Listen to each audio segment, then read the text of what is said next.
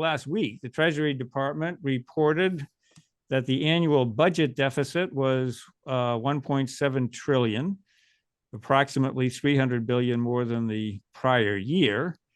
That alone would be bad enough, but a look behind the numbers shows a more troubling picture. In fact, when you look past some of the scoring issues related to the president's student loan forgiveness plan, which was struck down by the Supreme Court, the 2023 deficit is closer to 2 trillion or double the deficit from the prior year. So that can get a little bit confusing.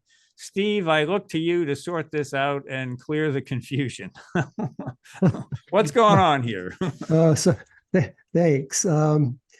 Yeah, so as folks may recall, last year, President Biden proposed to write off student loan debt, up depending on the student, either $10,000 or $20,000 in student loan. He proposed to basically to write off, eliminate that amount of debt. And that was estimated to cost roughly $400 billion.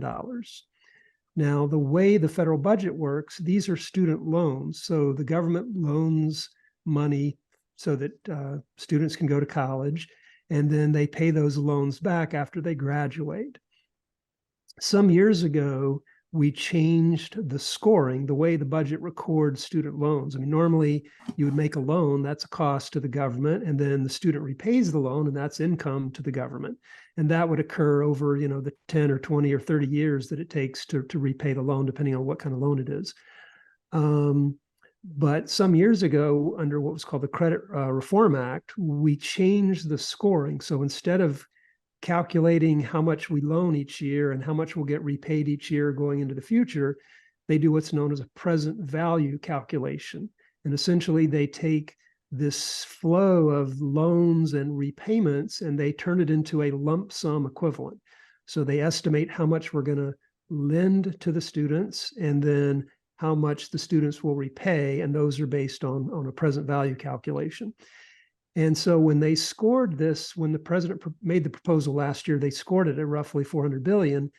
That was a present value number, and it was put into the budget on a one-time basis. So last year, the total federal spending was $400 billion higher based on the present value estimate from last year. Now, when the Supreme Court struck down the student loan proposal, they took the $400 billion that was in the budget last year and they took it out this year because that proposal is no longer there.